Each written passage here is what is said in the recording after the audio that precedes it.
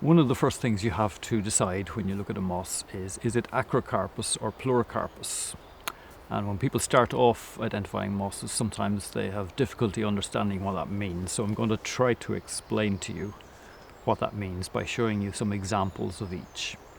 So I've got here 6 examples of some mosses. 3 of them are pleurocarpous and 3 of them are Acrocarpous. And I'm not going to tell you what species they are because that might be a bit distracting. So I just want to focus on how they grow.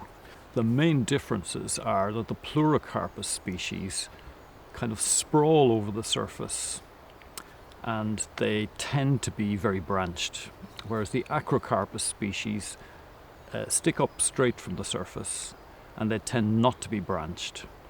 So we'll have a look at each one of these in turn and examine what it looks like so that you can see what I'm talking about. So I'm going to look at the 3 pleurocarpous species first. So this one here, this is one of our biggest mosses, is sprawling over the surface, but if I pick out a single shoot, you can see that it's got lots of side branches and they tend to come off at kind of wide angles, almost perpendicular to the stem, which is typical of pleurocarpous species. Here's another one here, a smaller species, looks rather flattened compared to the first one, but again it's sprawling over the surface. And again, if I pick a single shoot out, it's got some side branches coming off to the side at wide angles. Not as branched as the first one, but still quite branched.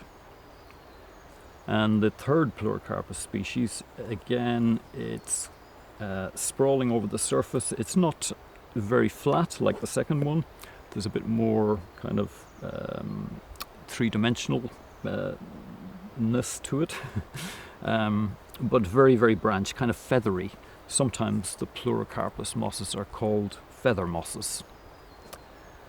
And the 3 Acrocarpous species I've got here, they have all the shoots kind of sticking up next to each other. Sometimes they form cushions. If I pick a single shoot out, so this one wasn't sprawling over the surface like the others, it was sticking straight up. And it's not really got any branches, it's got one little branch coming off the side. So Acrocarpous species are either unbranched completely, or they might have 1 or 2 small branches. So again, the second Acrocarpous species has lots of shoots sticking straight up. This time they're not densely packed into a cushion, there's kind of gaps between them. And if I pick a single shoot out, it's just one shoot, there are no branches, and it would grow straight up like that. And finally, this is another Acrocarpous species. And by the way, all 3 of these are quite large for Acrocarpous species. There are very many Acrocarpous species that are smaller than these, but the growth form is the same. Again, the shoots on this are sticking straight up. This might form a cushion, or there might be like a carpet of it. And it's only obvious when you pick an individual shoot out which type it is. So again, there's no branches on this. Sometimes there might be one branch, but usually coming off at a narrow angle. And the leaves on this one kind of sweep over to one side, so they look a little bit different from the first 2. But it shares with those ones that it grows straight up and is not very branched. Some Acrocarpous species are quite a bit smaller than the ones we saw initially, and this is an example of one of these. There are quite a few similar looking species, and they tend to grow on substrates such as artificial surfaces, or on rocks, or on trees maybe, whereas the other ones we saw before all grow on soil. And I would encourage you to avoid these small Acrocarpous species initially, for 2 reasons.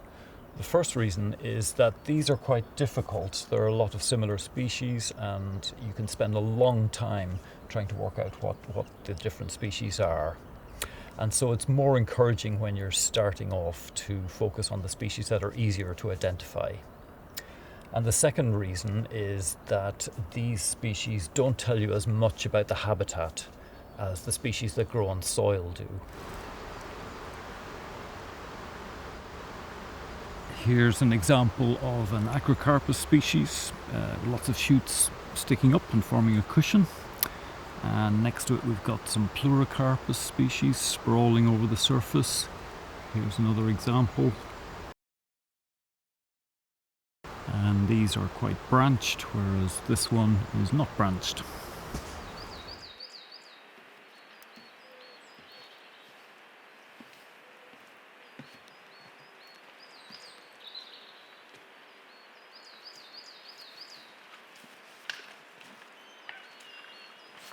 This is an Acrocarpous species, quite a large one. So all the shoots are upright, standing out from the surface, and they're not very branched. And these ones here beside it are various pleurocarpous mosses. So these are sprawling on the surface and they're very branched. So around this area here's another example of that same Acrocarpous species, and more pleurocarpous ones again down here. So the Acrocarpous ones forms a little cushion, whereas the pleurocarpous ones are more like a carpet. So when people first start looking at mosses, they often find this difficult to work out if it's Acrocarpous or pleurocarpous, because it takes a while for it to really make sense to you. So although I've defined them and it sounds like it's easy, when you actually look at the mosses, it might not always be really straightforward. So what you need to do is to get used to the range of variation that you have within each type. And with some practice, then it makes more sense.